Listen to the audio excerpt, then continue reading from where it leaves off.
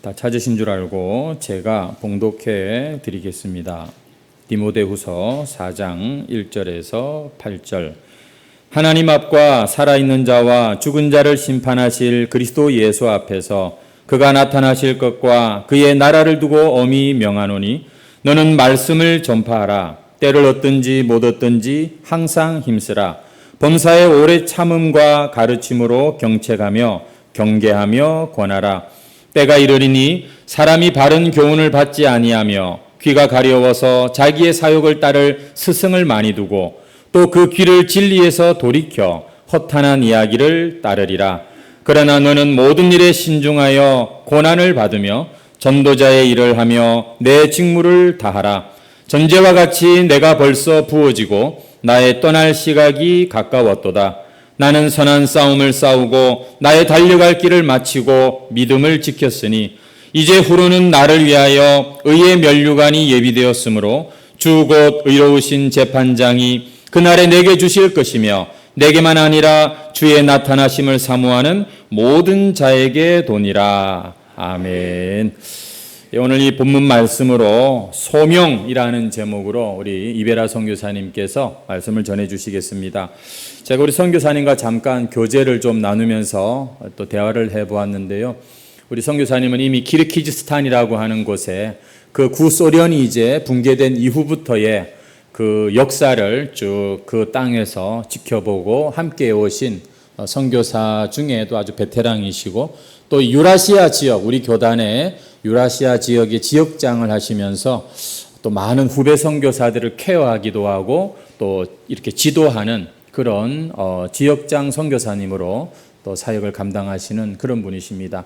비록 독신으로 홀로의 몸이지만 참 그 이국 땅에서 하나님의 나라와 복음을 위해서 이렇게 반평생을 정말 아주 열심히 살아오신 그런 삶 자체가 아주 참 우리에게 메시지가 되는 그런 분이시거든요.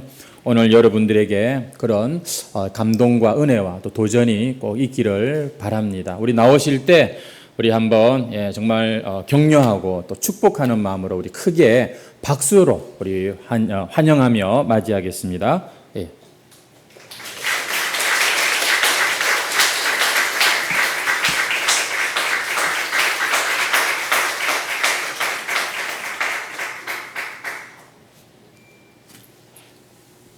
정말 반갑습니다.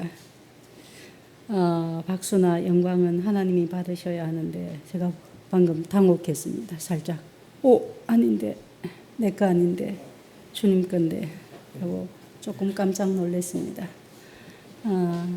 예배를 서로를 위한 축복으로 이렇게 시작하는 교회도 참 감사하고 같이 예배를 드리면서 마음이 따뜻해졌습니다. 사랑해 주님이 날 사랑하듯이 나도 널 사랑하며 섬기리. 여러분들 정말 그렇게 일생을 우리 옆에 사람들을 사랑의 하나님이 나를 섬기시는 것처럼 그렇게 사랑으로 섬기시고 서로 돌아보시면서 마지막까지 달려가시기를 바랍니다. 오늘 말씀은 이미 말씀을 읽으면서 여러분들 안에 하나님이 주시는 메시지가 있을 것으로 저는 믿습니다. 우리 모든 한 사람 한 사람이 하나님으로부터 불러내심을 입었고 또 그래서 우리에게 하시는 말씀을 날마다 듣지 않습니까? 너는 말씀을 전파하라. 우리에게 일생 걸어가면서 우리가 품고 가야 할 주신 소명의 말씀이지 않습니까? 지금 교단은 고신교단 선교 70주년을 맞아서 많은 선교사님들이 해외에서 언어를 하는 새내기 우리 선교사님들을 제외하고는 거의 다 들어왔습니다. 선교지에서 피치 못할 사정으로 들어올 수 없는 선교사님들을 제외하고 그래서 우리 교단이 선교 70주년을 맞으면서 선교사님이 600명이 넘었습니다. 세계 선교 역사를 보면은 지금 선교사를 가장 많이 파송하는 나라가 유럽에 이어서 대한민국이라고 합니다. 그런데 코로나를 지나오면서 그 선교사의 파송이 주춤해졌습니다. 뿐만 아니라 젊은이들 중에 헌신하는 자들이 점점 줄어서 선교사의 수가 줄어가고 있습니다. 그럼에도 불구하고 하나님은 선교를 계속하고 계십니다. 이 선교의 주체가 누구시냐 하면은 인간들이 아니라 인간의 조직이나 기구에 의해서 선교가 진행되는 것이 아니라 선교는 하나님의 선교이기 때문에 그렇습니다. 세상이 끝날 때까지 하나님의 선교는 계속될 것이고 그리고 선교의 완성이 이루어지는 날 세상에는 종말이 올 것입니다. 그러므로 선교는 하나님의 주체가 되셔서 계속해서 이루어져 갈 것입니다.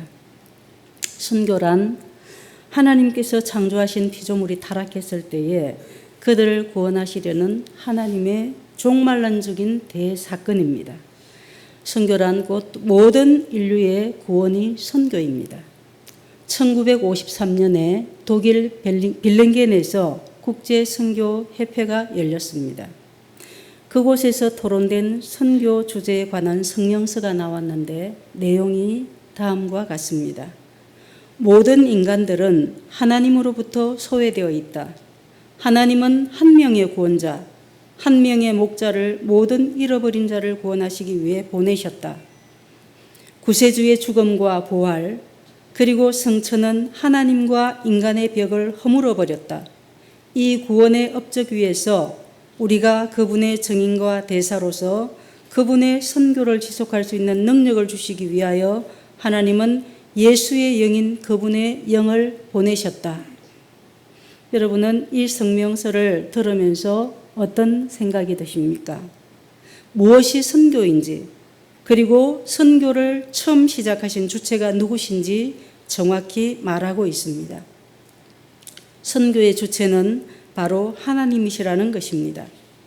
그렇습니다. 선교의 주체는 바로 하나님이십니다.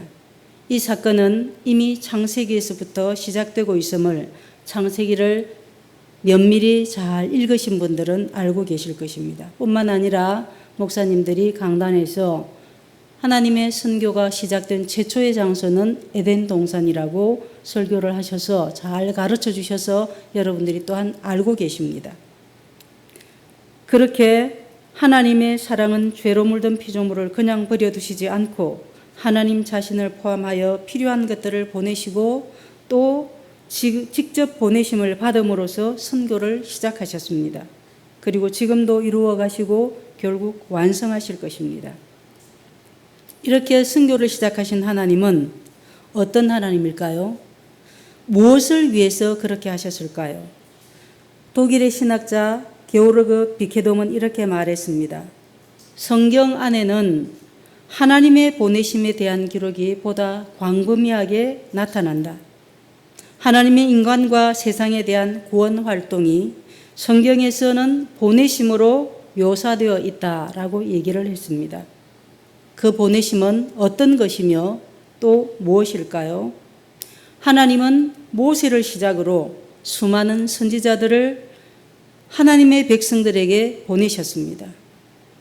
요엘서 2장 19절에서는 백성들이 부르짖을 때에 곡식과 새 포도주와 기름을 보내셨다고 말씀하십니다. 시편 57편 3절에서는 인자와 진리를 보내셨다고 하십니다. 이렇게 좋은 것만 보내시는 하나님이 아니라 때로는 우리가 잘못할 때는 무서운 것도 보내시는 하나님이십니다. 아모스 8장 11절 말씀에서는 말씀을 듣지 못하는 기갈도 보내신다고 하셨습니다. 귀가 막혀버리고 눈이 잠겨버리고 우리의 모든 것이 감각적인 기관들이 다 멈춰버린 것 같아서 하나님의 말씀이 들리지 않는, 그래서 하나님이 어디 계십니까 하고 정말 찾아서 부르짖고 또 찾아 헤매도록 하나님께서는 말씀을 듣지 못하는 기갈도 보내신다고 하셨습니다. 대한민국에는 지금 여러 세계에는 하나님의 말씀이 너무나 풍성히 넘치고 있습니다. 그럼에도 마음을 닫아버린 교만한 자들에게는 하나님의 말씀이 들리지를 않습니다. 하나님의 말씀을 찾으나 그 말씀을 찾을 수가 없습니다. 우리의 영혼이 어두워질 때에 그렇게 되는 것입니다. 우리가 극히 교만할 때에 하나님은 찾을 수가 없는 분이 되고 맙니다. 뿐만 아니라 예레미야서 9장 16절에서는 그런 백성들을 벌하기 위해서 칼을 보내기도 하신다고 하셨습니다. 그러나 사랑의 하나님은 그 무엇보다도 시편 111편 9절의 말씀에서 여호와께서 그 백성을 속량하시며 그의 언약을 영원히 세우셨도다. 어떤 언약일까요? 구원의 언약입니다. 하나님은 당신의 백성들을, 당신의 자녀들을 절대로 결코 멸망하도록 버려두시지 않으신다는 약속이십니다. 하나님은 이렇게 보내시는 하나님이십니다. 이전에는 보내셨고 지금도 보내시고 또 장래에도 보내실 그 모든 약속을 하나님께서 이미 하셨습니다. 그래서 빅해돔은 하나님은 언제나 보내심 안에 존재하신다고 말한 것입니다.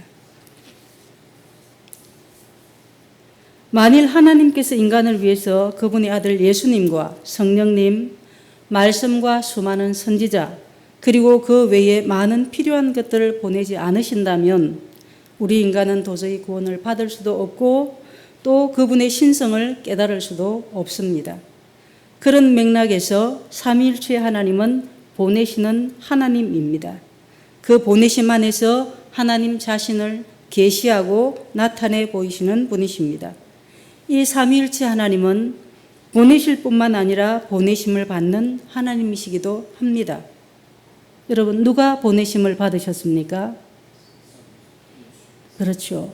예수 그리스도, 성자 예수님이 가장 먼저 보내심을 받아서 오셨습니다. 그분은 참으로 인간이 타락할 대로 타락해서 모든 것이 어두워져서 이 땅이 부러지고 모든 만백성들이 하나님을 찾는 자들이 부러지질 때에 참으로 이 참담한 땅으로 내려오셨습니다. 그분이 오실 수 없는 더러운 것이 더러운 곳이 있는 곳에는 내가 함께하지 아니하리라 하고 떠나가신 하나님의 그 빈자리를 예수님께서는 기꺼이 찾아서 내려오셨습니다. 그렇게 보내심을 받아서 예수님이 오셨고 구원 사역을 시작하셨습니다. 또 그리고 보내심을 받은 분이 계십니다. 누구시죠? 지금 우리와 함께하는 보혜사 성령 하나님께서 바로 보내심을 받아서 오셨습니다. 요한복음 14장 26절에서 말씀하십니다. 보혜사 곧 아버지께서 내 이름으로 보내실 성령 그가, 내 이름으로 보내실 성령 그가. 그래서 보혜사 성령님이 오실 것을 예수님 당시에 말씀하셨죠. 요한복음 15장 26절에서 또 말씀하십니다. 내가 아버지께로부터 너희에게 보낼 보혜사 곧 아버지께로부터 나오시는 진리의 성령 그분이 오실 때에 진리의 성령으로 또 오실 것이라고 예수님께서 보내실 것이라고 말씀하십니다. 뿐만 아니라 요한복음 16장 7절에서도 그러나 내가 너희에게 실상을 말하노니 내가 떠나가는 것이 너희에게 유익이라. 내가 가면 보혜사 성령께서 너희에게로 오실 것이다. 그래서 끊임없이 하나님께서 보내시고 또 보내신다는 것을 말씀을 통해서 예수님께서도 증거하고 계십니다. 그렇게 예수님은 재림 때까지 쉬지 않고 구원 사역을 감당하고 계십니다. 하나님 아버지와 그 아들로부터 나오셨고 그의 보내심 안에는 삼위일체 하나님의 충만한 은혜가 주어졌습니다. 그러므로 성령께서 일하시는 곳에는 삼위일체 하나님께서 일하시는 것입니다. 이 삼위일체 하나님은 보내시는 하나님이시면서 동시에 보냄을 받으시는 하나님이시기도 합니다. 왜 하나님은 보내시고 또 보내심을 받으실까요? 이 땅에 하나님을 알지 못하고 멸망으로 달려가는 피조물을 선교하기 위해서 보내시고 또 보내심을 받으십니다. 저와 여러분이 우리가 바로 그 하나님의 선교에 대한 열매들입니다. 그렇게 완성되고 있는 선교가 인간의 활동이나 인간의 조직이 될 수 있을까요? 절대로 그럴 수가 없습니다. 내가 했다라고 아무도 자랑할 수 없도록 하나님께서는 당신이 철저하게 처음 시작하셨고 또 마지막까지 완성하실 것입니다. 독일의 신학자 칼 하르텐스타인은 이렇게 말했습니다. 선교, 그것의 근원은 삼위일체 하나님 자신이다. 선교의 근원은 삼위일체 하나님 자신이라고 말합니다. 즉 성령의 능력을 통해서 만유를 화해시키기 위하여 아들을 보내신 것, 그것은 선교의 근본이자 목적이라는 것입니다. 이러한 하나님의 선교만이 하나님의 교회의 선교라는 것입니다. 하나님은 전 인류의 구원을 위해서 이 땅에 독생자 예수 그리스도 그분의 아들을 보내심으로 구원을 창조하셨고 이루셨습니다. 그리고 성령 하나님을 통해서 지금도 계속 전 세계 열방에서 구원을 이루어가고 계십니다. 아들의 죽음과 부활 그리고 성천은 하나님과 인간 사이의 장벽을 허물어 버렸고 화해를 완전하게 이루었습니다. 이것은 바로 새로운 인류가 그리스도 안에서 출몰하게 된 것입니다. 여러분은 옛사람이 아니라 새로운 인류가 되었다는 것입니다. 믿으십니까? 아멘. 우리는 새로운 피조물입니다. 증거의 말씀을 한번 같이 볼까요? 고린도후서 5장 17절에서는 말합니다. 그런즉 누구든지 그리스도 안에 있으면 새로운 피조물이라. 이전 것은 지나갔으니 보라 새 것이 되었도다. 바로 새로운 인류가 출몰했다는 것입니다. 여러분 이 단어가 생소하십니까? 우리는 새로운 인류의 시작이라는 것입니다. 예수 그리스도를 믿고 거듭남으로부터 바로 우리는 새로운 인류로 새롭게 출발했다는 것입니다. 갈라디아서 2장 20절 말씀에서 또 말씀하십니다. 내가 그리스도와 함께 십자가에 못 박혔나니 그런즉 이제는 내가 사는 것이 아니요 오직 내 안에 그리스도께서 사신 것이라. 이제 내가 육체 가운데 사는 것은 나를 사랑하사 나를 위하여 자기 자신을 버리신 하나님의 아들을 믿는 믿음 안에서 사는 것이라. 아멘. 이렇게 우리는 새로운 사람이 되었고 새로운 인류가 되어서 하나님의 우리에게 남겨주신 소명을 이루어갈 소명자가 된 것입니다. 사도 바울은 하나님 안에서 자신이 옛사람에 대한 사망 선고를 내려버렸습니다. 고백했습니다. 여러분도 자신의 옛사람에 대해서 너는 죽었다라고 사망 선고를 내리셨습니까? 아직 안 내리셨다면은 질 끌고 가면서 야, 그 좋은 거 있잖아. 전에 재미있었잖아. 그런 거 끌고 가는 게 있으시다면은 야, 너는 죽었어. 나는 이제 너와 함께하던 옛사람이 아니야. 너는 죽었다. 모월 모일 모시에 사망 선고를 딱 내려주십시오. 그리고 여러분 결단하고 하나님의 사람으로 그렇게 서가실 수 있기를 바랍니다. 날마다 시간마다 사도 바울이 고백했던 말씀처럼 날마다 죽노라. 내 안에서 일어나는 모든 것들을 날마다 죽이고 새로운 인류로서 그렇게 서시기를 바랍니다. 아멘. 그 삼위일체 하나님께서 성령으로 예수 그리스도를 구주를 믿는 사람들 속에 와 계십니다. 아멘. 그를 성전 삼고 와 계십니다. 저에게 여러분 한 사람 한 사람에게 그렇게 우리 모두에게 우리를 성전 삼고 와 계십니다. 그러므로 우리는 나만 새롭게 시작되는 인류가 아니라 내 옆에 예수 그리스도를 구주로 고백하는 모든 사람이 함께 우리가 하나 되어 가는 것입니다. 나만 귀한 것이 아니라 내 옆에 있는 사람도 귀하고 저놈의 자식 때려주고 싶은 저도 귀한 사람이고 보십시오. 얼마나 귀한지 모릅니다. 그가 성령 하나님께서 그를 성전 삼고 와 계시는 그런 그릇이잖아요. 사람이잖아요. 그래서 귀한 것입니다. 한 사람도 야, 너 할 사람이 없다는 것입니다. 아우 귀한 분이시군요. 아유 귀한 사람이군요. 여보 당신은 정말 귀해요. 여보 당신이 귀해요. 아들아 너는 정말 귀하다. 엄마는 정말 귀한 분이에요. 아빠가 정말 귀한 분이에요. 딸아, 정말 너처럼 귀한 자가 이 세상에 있을까? 얘들아, 손자, 손녀들아, 너희들이 너무나 귀하구나. 너희들을 성령께서 성전 삼고 와 계시고 너희들을 통해서 이루실 그 하나님의 일들을 나는 기대하면서 너를 바라보니 네가 정말 귀하구나. 어쩜 그렇게도 이쁘냐? 어쩜 그렇게도 대단하냐? 정말 너는 귀한 하나님의 사람이다. 정말 감사하다, 예쁘다, 고맙다. 여러분 이제 이놈의 시기가 하지 말고 아우 예뻐라, 아우 고마워, 아우 예뻐 그렇게 얘기하시기 바랍니다. 아멘. 여러분 하나님께서 우리를 보내시고 우리를 부르시고 우리를 성전 삼으셨을 때는 그렇게 서로 귀하게 여기라는 것입니다. 남편이 죽을 만큼 미울 때도 있겠죠. 밥도 안 주고 싶을 때도 있겠죠. 저놈의 인간저 숨만 쉬는 것도 나는 귀찮다. 그리 싶을 때도 있겠죠. 그러나 그렇지 않습니다, 여러분. 얼마나 귀하고 얼마나 존귀한 분이 내 옆에 있는지 모릅니다. 내 아내가 나를 위해서 일생을 수고했지 않습니까? 얼마나 귀한 사람인지 모릅니다. 내 어머니가 내 아버지가 얼마나 귀한지 모릅니다. 저는 생일이 되면은 어머니께 전화를 드렸습니다. 어머니, 저를 낳으신다고 수년 전에 정말 고생하셨습니다. 어머니 미역국 드셨습니까? 그럼 어머니가 우셔요. 내 새끼야 고맙다. 자식 6을 낳았는데 너만 네 생일에 나를 위해서 미역국 먹었냐고 전화를 해주는구나. 저는 정말 그렇거든요. 제가 어머니의 살을 찢고 나왔잖아요. 생살을 찢고 나왔잖아요.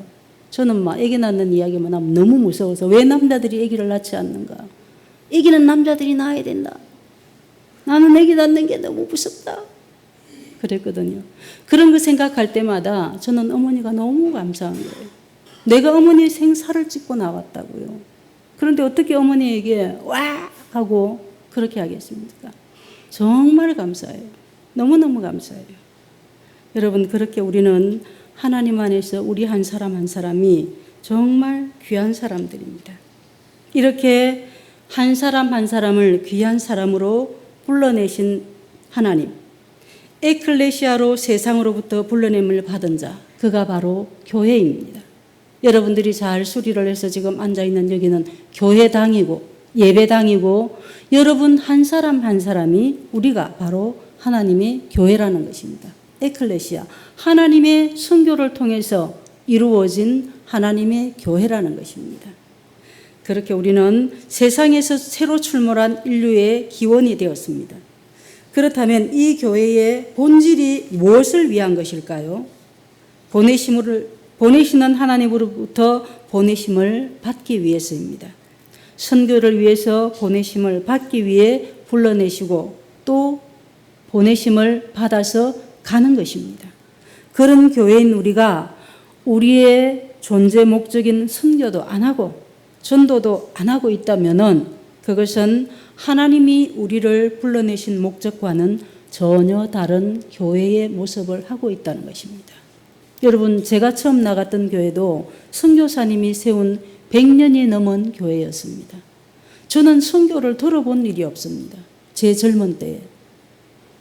선교를 들어본 일이 없는데 어느 날 선교사님이 오셨어요. 도대체 선교가 무엇인가? 나와는 거리가 상당히 먼 것으로 알았습니다.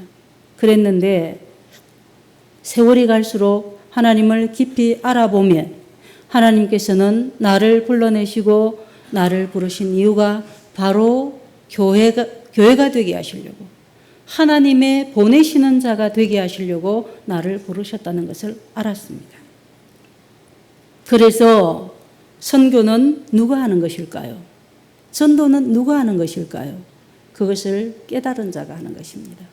보내심을 입었다고 생각하는 자, 내가 하나님께서 분명히 불러내셨다고 자기 자신에 대해서 확신할 수 있는 사람은 그 모든 자가 이제 하나님의 보내심 앞에 순종해야 하는 것입니다. 그렇게 우리는 소명자들인 것입니다. 우리 안에 우리를 성전 삼고 와 계셔서 나와 함께 가자고, 나와 함께 네가 전하라고 우리에게 소명을 주시는 그 하나님께서 우리 안에 계십니다. 지금 다시 코로나가 확산된다는 뉴스가 살살 나오고 있죠. 심지어는 며칠 전에는 제가 뉴스를 보니까 모기가 이제는 사람을 물면은 살을 파먹는 모기가 생겼다고 합니다. 너무 무서운 일이죠. 제가 안식년 때 아프리카 선교를 갔더니 안식년 때도 저는 안 쉽니다. 안슐련이라 그럽니다. 그래서 우리 선교사들은 안식년이 아니고 안슐련이다. 저는 정말 안슐련 잘합니다.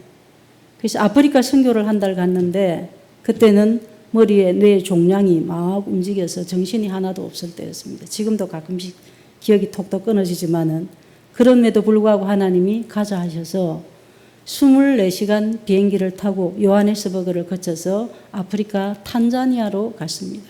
거기를 갔다가 너무 더우니까 살을 파먹는 벌레가 있는 줄을 몰랐죠.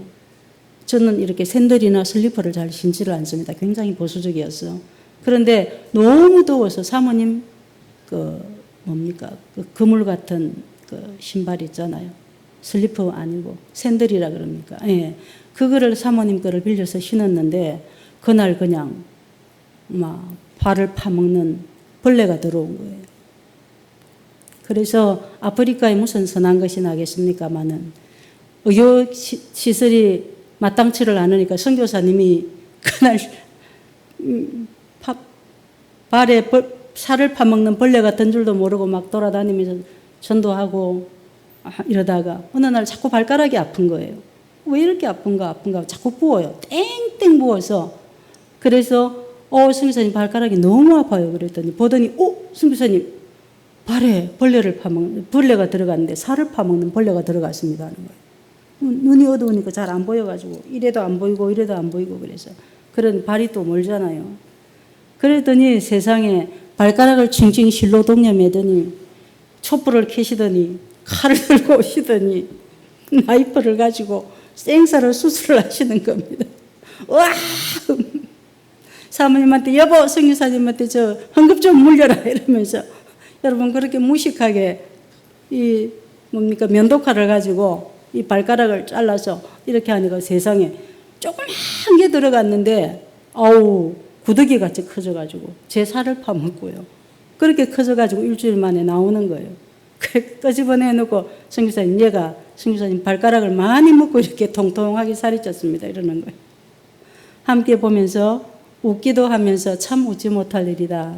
대한민국에서 누가 이렇게 수술을 한다고 하면은 집도일을 감옥에 보내지 않겠습니까? 무면허 의사를 그렇게 웃기는 상황도 있었습니다. 여러분 우리는 가야 합니다. 때를 얻든지 못 얻든지 어디든지 주님이 보내시면 가야 합니다. 코로나가 오니까 무서워집니다. 우리는 코로나 시대를 3년을 겪으면서 얼마나 무섭고 얼마나 두려워서 떨었습니까?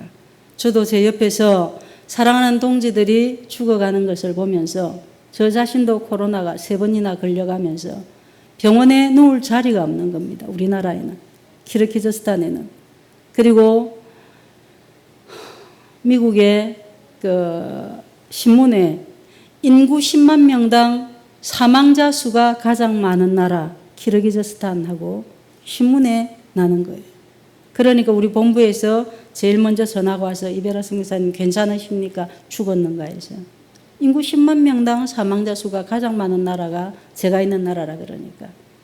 의료시설도 낙후하고 그리고 몸은 저는 이미 많이 깨어져서 진창이고 하니까 그렇게 걱정하시는 전화가 온 겁니다. 그래서 아직도 살아 있습니다. 아직은 살아 있습니다. 할 일이 있는가 봅니다. 그랬습니다. 그래서 우리는 참 많이 두려워서 떨었습니다. 교만했던 사람들이 하나님 앞에 엎드렸습니다. 기도했습니다. 기도의 자리로 나아갔습니다. 울부짖었습니다. 하나님 은총을 주시옵소서. 코로나가 물러가게 하옵소서. 저는 코로나에 안 걸리게 하옵소서. 여러분 왜 그렇게 기도하셨습니까? 왜 나는 코로나에 걸리지 않게 해달라고 기도하셨습니까? 우리 가족은 코로나에 걸리지 않게 하옵소서 기도하셨겠죠. 왜요? 여러분 손을 얹고 가슴에 손을 얹고 지금까지 살려놓으신 하나님의 은혜를 생각해 보시기를 바랍니다. 세계 2차 대전 때 죽었던 사람들보다 많은 수가 죽었다고 합니다. 우리가 텔레비전을 통해서 뉴스를 보지 않았습니까? 인도의 겐지스 강이 성스럽다고 그들은 말합니다. 그 성스러운 강가에서 날마다 수십 명의 수백 명의 시체를 태우는 것을 보지 않았습니까? 매장지가 없어서 그냥 사람을 캐캐이 쌓아놓고 포크레인으로 흙을 덮어버리는 모습을 여러분들은 보셨습니까? 관이 없어서 그냥 두루마리 같은 꺼져 같은데 천에다 사람을 둘둘 싸서 그 사람들을 켜켜이 올려놓고 그리고 땅에 매장하는 것을 여러분들은 보시지 않았습니까? 그때 여러분들은 무엇을 기도하셨습니까? 여러분들의 심령을 찢고 하나님 앞에 회개하셨을 것입니다. 그리고 주님 살려주십시오 하고 기도했을 것입니다. 무엇을 위해서 여러분들은 기도하셨습니까? 선교를 위해서 기도하셨기를 바랍니다. 복음을 전하겠습니다. 하나님 살려주십시오라고 기도했기를 바랍니다. 그렇게 두려워서 떨 때에도 주님은 우리에게 말씀하십니다. 요한복음 14장 27절입니다. 평안을 너희에게 끼치노니 곧 나의 평안을 너희에게 주노라. 내가 너희에게 주는 것은 세상이 주는 것과 같지 아니하니라. 너희는 마음에 근심하지 말고 두려워하지도 말아라. 어떤 상황 가운데서도 두려워하지 말고 근심하지 말고 평안하라는 하나님의 말씀입니다. 여러분, 이 말씀이 여러분의 일평생에 여러분의 심령을 주장하시기를 바랍니다. 어떤 경우에 처하든지 어떤 상황 가운데 거하든지 여러분들은 주님의 평안을 소유하시기를 바랍니다. 요한복음 20장 21절 22절에서 또 말씀하십니다. 예수께서 또 이르시되 너희에게 평강이 있을지어다. 아버지께서 나를 보내신 것 같이 나도 너희를 보내노라. 여러분, 평강이 있을지어다. 아멘. 왜? 그 뒷말씀을 잘 기억하셔야 됩니다. 평강이 있을지어다. 할렐루야. 아멘. 끝나면 안 됩니다. 아버지께서 나를 보내신 것 같이 나도 너희를 보내노라. 아멘. 가실 거지요? 전도하실 거지요? 자신이 없으십니까? 평안이 없으십니까? 아이고, 그 옆집에 그 아우 독한 사람 어떻게 복음을 전하지? 아우, 그 직장에 그 상사 그 밥맛 떨어지는 옆에 오기만 해도 내가 막 역정이 막 솟구치는 그 상사에게 어떻게 복음을 전하지? 여러분, 염려하시지 마십시오. 근심하지 마십시오. 기도하십시오. 그리고 평안을 가지고 말씀을 전하십시오. 나도 너희를 보내노라. 소명을 주시는 예수님의 음성을 여러분들은 들으시기를 바랍니다. 아멘. 보내시기 위해서 선교하게 하시려고, 전도하게 하시려고 평강을 우리에게 주십니다. 선교하는 것을 두려워하지 말고 전도하는 것을 두려워하지 마십시오.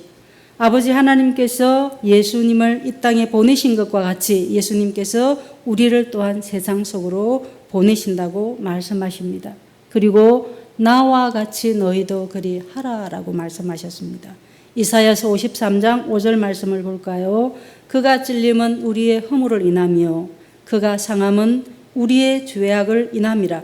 그가 징계를 받음으로 우리가 평화를 누리고 그가 채찍에 맞음으로 우리가 나음을 입었도다. 아멘. 여러분, 죽으러 가라는 것입니다. 예수님이 십자가에 죽으러 오셨던 것처럼 너희도 가서 나와 같이 너희도 그리 하라고 말씀하시는 것입니다. 제가 우즈벡 사역을 마치고 러시아 사역을 마치고 키르키즈로 갈 때에 듣도 보도 못한 한 민족에 대한 이야기를 들었습니다. 강경 모슬렘이라는 겁니다. 파키스탄, 아프가니스탄 저기만 강경 모슬렘이 아니고 우리 키르키즈 안에도 강경 모슬렘이 살고 있습니다. 둔간 민족이라는 민족인데 러시아 말로는 후이족이라고 합니다. 그리고 또 다른 말로는 회족이라고 말합니다. 돌아갈 회족이다. 그들은 누구인가? 그들의 시도는 이렇게 태동됩니다. 중동에서 실크로드를 따라 장사를 하러 갔던 청년이, 정말 모하메드를 잘 섬기는 청년이 실크로드를 따라 중국으로 장사를 하러 갔다가 중국 처녀를 만나서 결혼을 합니다. 그리고 그 민족이 탄생하는 것입니다. 그들이 장사를 잘해서 부를 축적했습니다. 그러면서 이 사람들은 하루에 3번, 하루에 7번을 동쪽 메카를 향해서 절을 해야 되니까 사원을 지으면 들통이 날 것이고 어떻게 했을까요? 얼마나 지혜로운지. 겉은 절간처럼 양식을 짓고 안에는 가벼로 양탄자를 깔아서 사원을 만들어 놓은 것입니다. 정부나 누구 관계자들이 보면은 어우 절간을 훌륭하게 지었구나 라고 생각할 수 있도록 만들어 놓고 안에서는 자기네들의 알라를 예배하는 그런 사원을 지어 놓은 것입니다. 그렇게 점점점 이들의 세력이 왕성하니까 정부가 보고 있다가 약해지는 정부가 저러다가 우리가 이 큰일 나겠는데 저것들 점점 세력이 강해지잖아. 그래서 정부군이 한판 붙습니다. 그래서 다 뺏을 수 있을 것 같았는데 전쟁에서 대패를 합니다. 정부군이요. 그러니까 이 사람들은 둔간족들은 또다시 우리를 침노해 오겠구나. 또다시 사병을 많이 사고 훈련하고 그래서 어시하고 강한 사병을 만들어 놓았습니다. 그러자 완전히 대패를 한 정부군도 물러가서 힘을 기른 것입니다. 그리고 다시 한 번 더 수년 후에 쳐들어옵니다. 싸웠습니다. 엄청나게 피바람이 불었습니다. 어땠을까요? 치열했겠죠. 많은 사람이 죽어갔습니다. 그리고 둔간민족이 완전히 패합니다. 이들이 천산산맥이라고 해발 4,000이 넘는 그 산이 중국의 위구르 쪽으로 이렇게 이어져 있는데 그 산 쪽으로 해서 전부 둔간민족이 도망을 옵니다. 도망을 오다가 밑에는 날이 따뜻하지만은 해발 4,000이면은 만년설이 있는 곳입니다. 많은 사람이 얼어 죽은 것입니다. 식량도 부족하고 그 험한 우리나라는 2,000도 안 되는 산들이잖아요. 해발 4,000이 넘습니다. 그런 높은 산들을 넘어오면서 수많은 사람이 죽어감에도 불구하고 그들은 도망쳐 나오지 않을 수 없었습니다.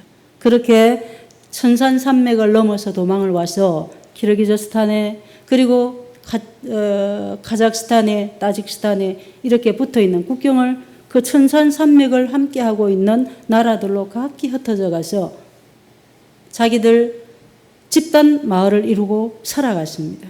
그런 민족이었습니다. 그리고 도망을 가서도 자기들 안에서 철저하게 알라를 숭배하는 그런 사람들이 바로 둔간민족이었습니다. 당시에 키르기즈스탄에는 100여 종족이 함께 살고 있습니다. 우리나라에는 몇 종족이 안 되죠. 대한민국 종족하고 그리고 이제 지금은 외노자들이 많이 들어오지만은 단일민족이라 그러는데 여러분 저는 안 믿습니다. 우리나라 절대 단일민족 아닙니다. 침략을 얼마나 받았습니까? 근데 단일민족이라고요. 안 단일민족입니다. 어쨌거나 키르기즈에는 100여 종족이 함께 사는 거예요. 막 얼굴도 다르고 새까만 사람도 있고 막 그렇거든요. 그런데 수도 비시크에 수백 명의 선교사가 가 있는데 그 100여 종족 가운데 유독 둔간민족에게는 아무도 가지 않는다는 것입니다. 저는 러시아 사역을 마치고 교회개척 사역을 마치고 벨라루시아라는 곳으로 가고 있는 중이었습니다. 대한민국의 벨라루시아 대사관이었고 카자흐에도 없고 키르기즈에만 있다 그래서 키르기즈로 이제 벨라루시아에서 보낸 초청장을 받아서 거기서 비자를 받아 들어가려고 갔는데 거기서 성경번역 선교사를 만났습니다. 우리나라. 그 성경번역 선교사님이 저한테 하는 이야기가 아무도 둔간민족을 선교 안 한대요. 자기들이 둔간으로 성경을 번역하고 있다는 겁니다. 물론 숨어서. 그런데 아무도 둔간민족을 선교 안 한대요. 그러면서 그들은 70년에 소비에트 연방의 지배를 받던 그 나라에서 러시아를 쓰면서 자기들끼리 모여 살면서 모국어를 사용한다는 것입니다. 그들을 처음 만났는데 이렇게 말하는데 꼭 중국말 같은 거죠. 중국말을 모르는데도. 그래서 희한하게 딱 외국인인 우리와 이야기할 때는 러시아 말로 하는데 그 다음은 전부 자국어를 쓰는 겁니다. 절대 자기들이 안다고 해서 러시아 말을 쓰지 않는 거예요. 그렇게 강한 고집이 있는 사람들이었습니다.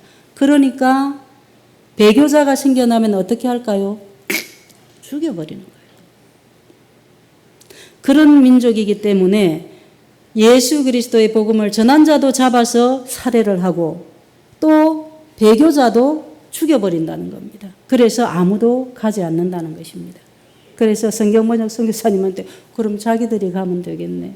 우리가 다 59년생들이라서 자기들이 가면 되겠네 그랬더니 자기들은 갈 수가 없답니다. 우리가 만났을 때 우리 40대 후반이었거든. 중반이었거든요. 그러니까 자기들은 갈 수가 없대요. 왜? 아이들이 어렸어. 그러면서 하는 이야기가 선교사님 가세요 그러는 거예요. 저보고요. 자기들은 애들이 어려서 못 가고 저보고 가래요. 그래서 뭐 웃기는 짬뽕이다. 나는 혼자인데 혼자 갔다가 복음 전하다 죽으면 끝이잖아. 자기 둘이니까 가서 하나가 죽어도 하나 남잖아. 그러니까 애들 때문에 안 되겠다는 겁니다. 그날 집으로 돌아와서 비자가 한 달 뒤에 나온다는데 기도를 하는데 기도가 되지 않는 겁니다. 하나님, 그 민족에게는 선교사가 가지 않는다고 합니다. 복음이 전해지지 않는다고 합니다. 아버지 하나님, 그들에게 보낼 자를 보내시옵소서. 아무도 안 간다는데 제가 지금 보낼 자를 보내시옵소서 하고 기도를 하는 거예요. 근데 뭐가 이렇게 뒤통수가 뜨뜻한 겁니다. 야, 네가 가라 그러시는 것 같은 거예요. 아버지, 저 벨라루시아로 가고 있는데. 그리고 기도를 못 하겠는 겁니다. 그러기를 며칠. 너무 마음에 찔림이 되는 거예요. 누가 갈까? 새벽에 일어날 때도 주님하고 앉으면은 누가 갈까? 저녁에 하루를 마치고 기도하려고 앉으면은 주님께서 누가 갈까? 기도가 안 되는 거예요. 그렇게 마음에 찔림을 받고 벨라루시아로 일단은 갔습니다. 가면서 비행기를 타고 그랬습니다. 주님, 제가 둥간 민족에게로 가야 한다면은 벨라루시아에 갔을 때에 선교사가 필요 없다라는 말을 듣게 하시옵소서. 3번을 우리나라에는 선교사가 필요 없습니다. 필요 없습니다. 필요 없습니다. 아버지 알겠습니다. 제가 가겠습니다. 다시 비행기를 타고 돌아갔습니다. 그리고 본부에다가 복무를 했습니다. 저는 벨라루시아로 가지 않고 키르기즈 둥간 민족에게로 가겠습니다. 그러니까 본부에서도 처음 듣는 민족 이름이라 그들이 누구입니까? 복명을 했습니다. 그러니까 안 됩니다. 이런 지하에 잘라서 안 된다고 말씀하시는 거예요. 그래서 긴한 이야기를 하다가 제가 말씀을 드리기를 내가 하나님을 기쁘시게 하랴 사람을 기쁘시게 하랴 나는 하나님을 기쁘시게 하겠다. KPM이 나를 안 보내주면은 나는 고신선교사 때려치우고 막 내 팔 흔들고 내가 나가겠다. 그러니까 펄쩍 뛰시는 거예요. 어떻게 그렇게 하냐고. 그래서 집행위원회가 소집이 되고 9명의 목사 장로님들께서 모여서 회의를 했는데 우리 본부장은 절대로 너를 보내지 않을 것이다 라고 얘기를 했는데 회의 결과 이베라를 보내라. 100% 만장일치로 이베라를 둥간 민족에게 보내라 그랬다는 겁니다. 그래서 어머니를 모시고 가을이 깊은 가을을 구경시켜 드린다고 다니다가 어머니 본부에서 회의를 마치자마자 바로 전화가 온 거예요. 그래서 전화를 받았는데 그렇게 결정이 났대요. 그래서 차를 딱 세우고 어머니 지금 집으로 돌아가야 되겠습니다. 오냐가 어머니 제가 내일은 가야 됩니다. 우리 본부가 이제 가라고 얘기를 합니다. 가야 됩니다. 어머니 집으로 가십시다. 그리고 집으로 어머니를 모시고 와서 보따리를 싸기 시작했습니다. 어머니는 또 말없이 눈물을 흘리시죠. 제가 막내거든요. 그때도 연세가 그렇게 적지 않으신데 그래서 보따리를 싸서 그 다음 날로 비행기를 타고 갔습니다. 죽었을까요? 안 죽었습니다. 지금도 살아 있습니다. 복음이 전해졌을까요? 여러분 복음이 전해졌을까요? 복음이 전해졌습니다. 한 번 더 기회를 주시면은 그때 이야기를 사진으로 여러분들과 함께 나누겠습니다. 여러분 보내심을 받아서 가지 않으면은 절대로 복음이 전해지지 않습니다. 아무도 예수 믿는 자가 없었던 0% 예수 믿는 자가 없던 그 민족에게 복음이 전해지고 목회자가 세워지고 교회가 세워졌습니다. 교회당이 가정교회당들이 생겨났습니다. 하나님이 일하셨습니다. 성삼위 하나님께서 우리를 성전 삼고 가셔서 그곳에서 일하셨습니다. 그리고 그들 민족 가운데 이제 예수 믿는 사람들이 생겨났습니다. 그들은 일주일에 3번씩 예배를 드립니다. 어떻게? 아직도 서로가 서로를 속여야 되니까. 내놓고 나 예수 믿는다고 말하지 못하는 거예요. 그래서 아직은 두려워서 심약한 영혼들이 토요일도 모이고 안식교인들이 아니고 개신교인들인데 토요일에도 모이고 주일도 모이고 장사하지 않는 사람들은 주일날 모여서 예배를 드리는 거예요.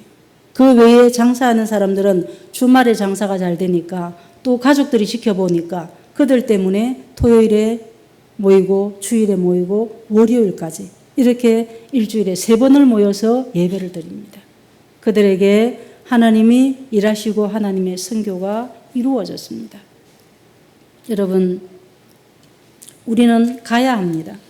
우리 자신을 죽음 가운데 예수님이 그러셨던 것처럼 내어놓지 않으면은 우리는 하나님의 선교를 위해서 불러냄을 받은 제자들도 아니고 소명자들도 아닙니다.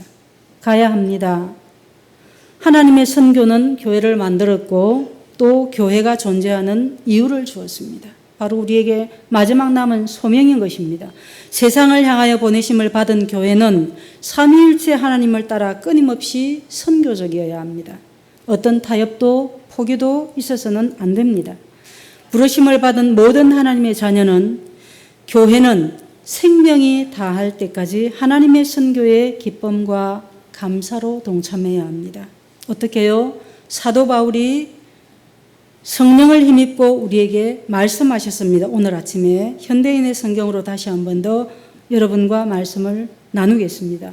나는 하나님 앞과 산 사람과 죽은 사람을 심판하실 그리스도 예수 앞에서 그분의 나타나심과 그분의 나라를 두고 엄숙히 명령합니다. 그대는 말씀을 선포하십시오. 때를 얻든지 못 얻든지 하나님의 말씀을 전하는데 항상 힘쓰십시오. 아멘. 이것이 하나님이 우리에게 주신 소명입니다. 나에게 예수 그리스도를 고백하는 여러분에게 모든 한 사람 한 사람에게 주신 하나님의 명령이요 우리에게 주신 소명입니다. 로마서 10장 14절 15절 말씀이 또 말합니다. 전파하는 자가 없이 어찌 들으리요? 보내심을 받지 아니하였으면 어찌 전파하리요? 우리는 소명자입니다. 하나님의 소명자인 여러분을 예수님의 이름으로 축복합니다. 그리고 은히 명합니다. 너는 말씀을 전파하라. 때를 얻든지 못 얻든지 항상 힘쓰라. 아멘.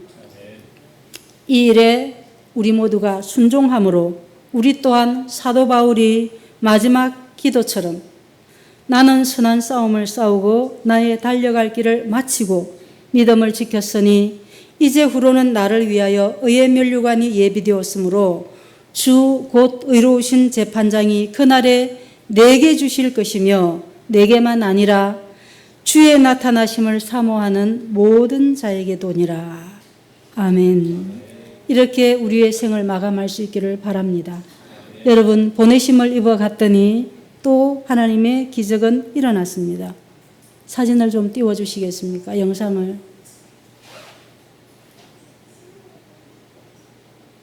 하나만 보여드리고 다음에 시간이 있을 때 우리가 긴 이야기를 나누겠습니다. 예, 저기 위에 사진, 그 밑에는 이제 열매들이, 하나님이 거두신 열매들이 얼마나 많은지 저 사진입니다.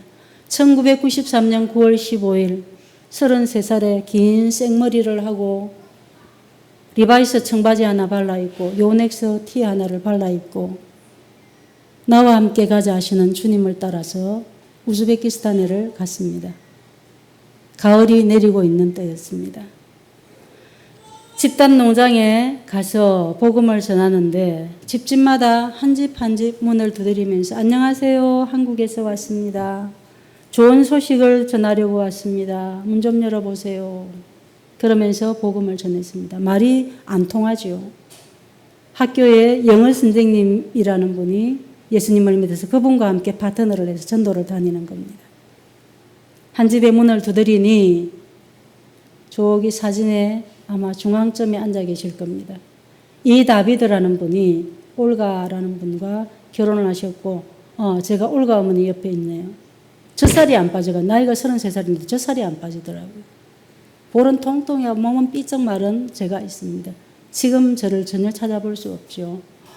예, 저 집에 문을 두드리니 이 다비드라는 할아버지가 건장한 분이 나오시는 거예요.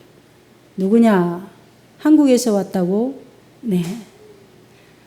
평안하셨습니까? 잠시 들어가도 되겠습니까? 들어오래요. 앉더니 차를 주세요. 아주 스트롱한 차를 내놓으면서 그래, 어디 이름이 뭐요? 그래서 이베라입니다 하니까 그래요. 이가요? 네, 이갑니다. 어디 이가요? 그래서 예, 어디 이갑니다. 그러니까 눈이 동그래지시더니 가만 있어버려요. 그러더니 안에 들어가시더니 두루마리를 2개를 내오시는 겁니다. 그리고 쫙 하나를 펼치시면서 이 시를 아오? 그러는 거예요. 이화의 월백하고 은하니 삼경인제. 아시는 분 계시죠? 우리 세대들은 고등학교 국어에서 시조를 배울 때에 배웠던 거죠. 우리 할아버지거든요. 예, 우리 할아버지입니다. 또 하나를 쫙 펴는 거예요. 가뭄이 들어서 농사가 잘 되지 않을 때 소탱소탱하고 소쩍새가 울면은 가뭄이 든다라는 시를 쓴 그 시를 또 쫙 펴시는 거예요. 그것도 우리 할아버지입니다. 우리 집안을 만났구나. 이것이 무슨 일이냐 하면서 펑펑 우시면서 하시는 말씀. 몇 살이냐? 그래서 몇 살입니다. 그러니까 너와 나이가 똑같은 내 아들이 얼마 전에 죽었다.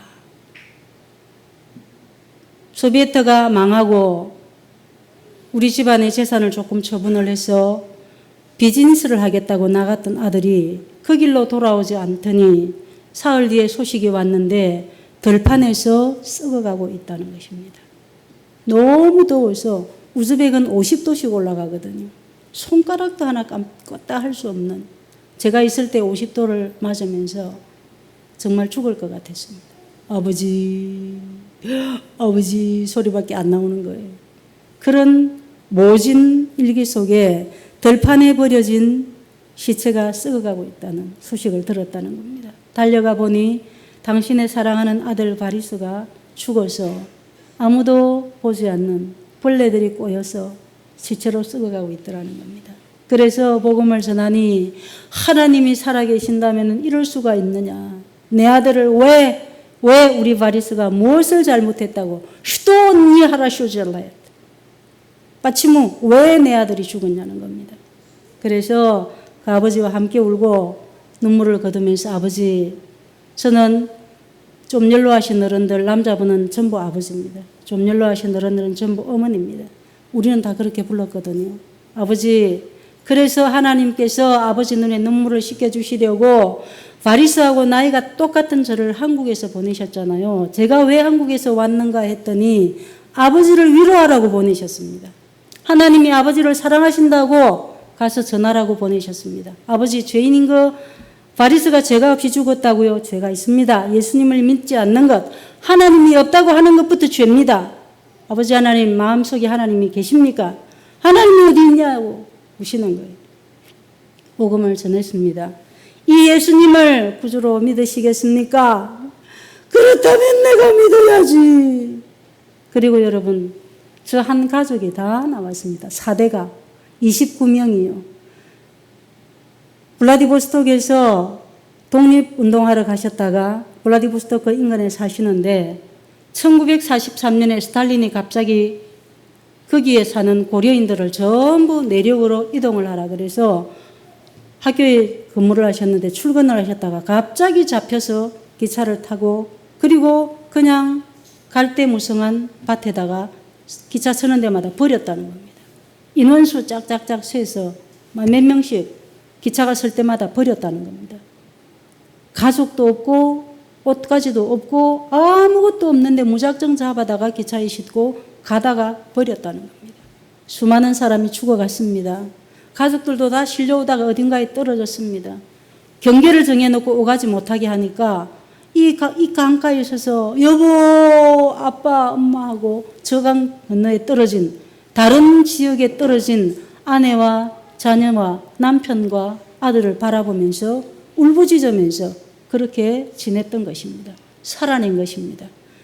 얼굴도 듣도 보도 못한 사람들이 함께 모여서 갈대를 쳐서 움막을 만들고 가운데는 모닥불을 피우고 습지가 돼서 갈대가 자라는 곳이니까 엉망인 그곳에 가까이에 갈대로 땅에 전부 다 습기를 덮고 그리고 갈대 지붕을 만들고 돔 형식으로 만들어 놓고 가운데는 불을 피우고 살아냈다는 겁니다. 수많은 사람들이 전염병이 걸려서 죽어갔습니다. 그 속에서도 살아내신 아버지 어머니예요. 그래서 그것도 하나님의 은혜다. 저것도 하나님의 은혜다. 살아있는 것도 숨쉬는 것도 하나님의 은혜입니다. 하고 복음 앞으로 저분이 나오시도록 인도를 했습니다. 그리고 29명이 전부 예수님을 믿고 지금 일부는 한국에 들어와서 근로자로 삽니다. 여러분 여기 부산에도 여러분 주변에도 근로자가 많을 것입니다. 외노자들을 여러분 핍박하지 마십시오. 그렇게 하면 안 됩니다. 그들의 나그네들을 위로하십시오. 말씀이 말씀하시지 않습니까? 나그네를 위로하고 잘 대접하라고요. 그러다가 부지중에 너희가 천사를 대접할 것이라 그랬습니다. 여러분 우리 친척들이 와서 여기 애들 다 대학 졸업했습니다. 공장에 가보니까 대학도 못 나온 것들이 우리를 핍박한대요.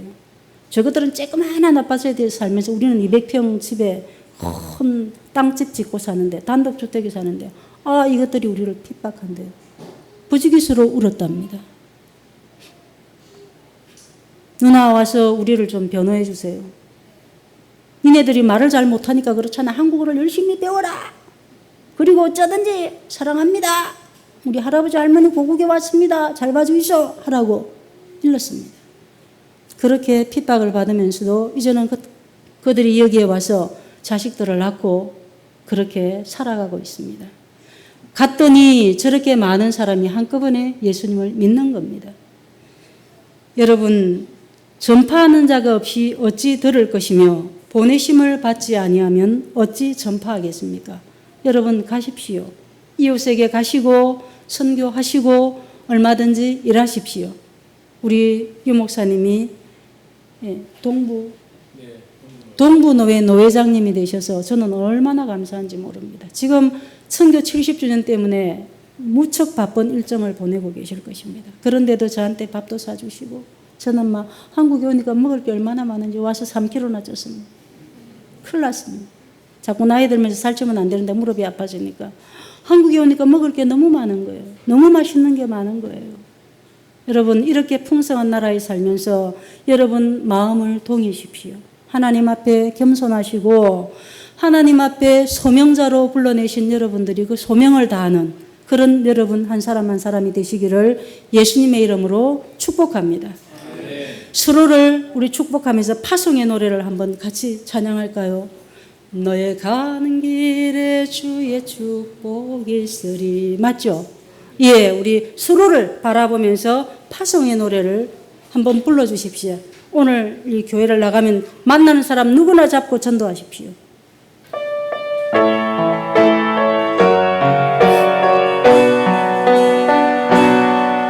너의 가는 길에 주의 평강이 있으리. 평강의 왕 함께 가시니 너의 걸음 걸음 주 인도하시리. 주의 강한 손 널리 끄시리.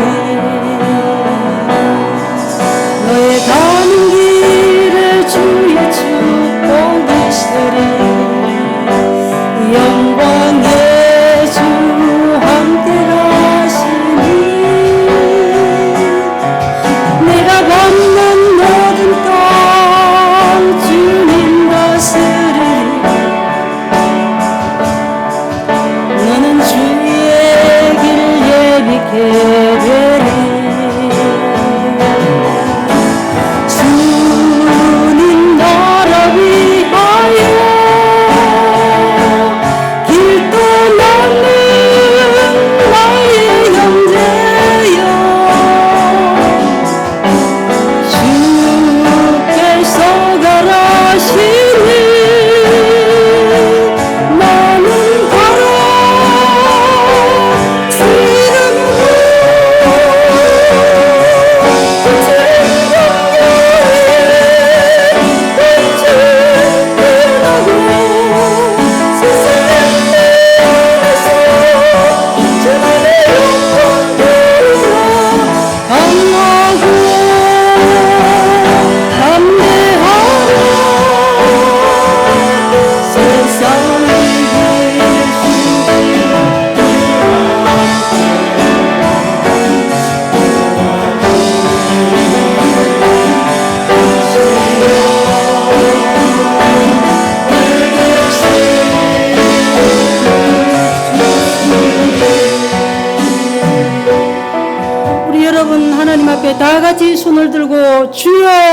외치면서 오늘 여러분이 받은 소명에 관해서 주님 나를 보내주시옵소서 하고 외치며 기도하십시다.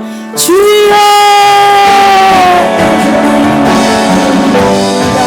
주님 저희를 부르셨사옵니다. 주님께서 저희를 보내주시옵소서 기도합니다. 평안하고 주님의 평안을 주시고 주님의 말씀을 들고 세계 각지로 떠나게 하시고 이웃 각지로 가서 전도하고 선교하는 하나님의 동안의 성례 클래스와 성령자로 살아가는 저희들 되게 하옵소서. 아버지 하나님 은혜를 가해 주시옵소서. 저희들의 두려움을 극복하게 하시고 저희들의 부끄러움을 극복하게 하시고 하나님 나라를 위해서 당당히 두려움을 이기고서 갈 수 있도록 도와주시옵소서. 말씀을 전파하는 자, 하나님 능력에 순종하는 자, 선명자로 살아갈 수 있도록 아버지 하나님 힘을 주시옵소서. 일생 살아가는 동안에 그 선명들로 살아갈 수 있도록 은혜를 더하여 주시옵소서.